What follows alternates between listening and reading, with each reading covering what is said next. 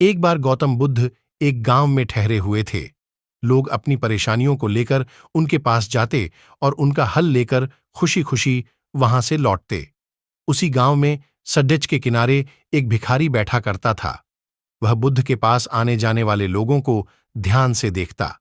उसे बड्ढा आश्चर्य होता कि लोग अंदर तो बड्ढा दुखी चेहरा लेकर जाते हैं, लेकिन वापस आते हैं तो बड्ढे प्रसन्नदा।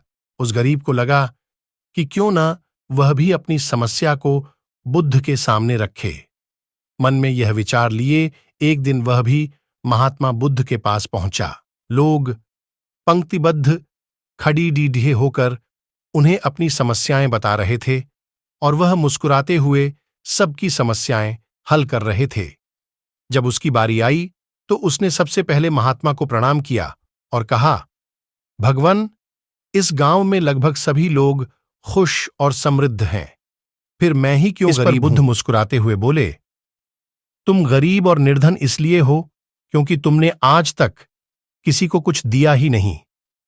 आश्चर्यचकित गरीब बोला, भगवान, मेरे पास भला दूसरों को देने के लिए क्या है?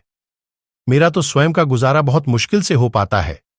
लोगों से भीख मांगकर अपना पेट भरता हूं। मैं लोगों को क्या दे सकता हूं? भगवान बुद्ध कुछ देर शांत रहे, फिर बोले, तुम बद्धे अज्ञानी हो।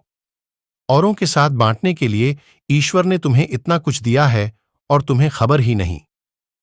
थोड़ा सोचो तो तुम्हें पता चलेगा कि ईश्वर ने कैसी बड़ी बड़ी चीजें तुम्हें दी हैं जो तुम आसानी से दूसरों को दे सकते हो।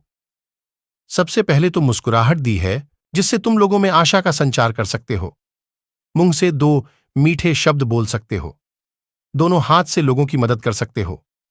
ईश्वर ने जिसको ये तीन चीजें दी हैं वह कभी गरीब और निर्धन हो ही नहीं सकता। निर्धनता का विचार व्यक्ति के मन में होता है।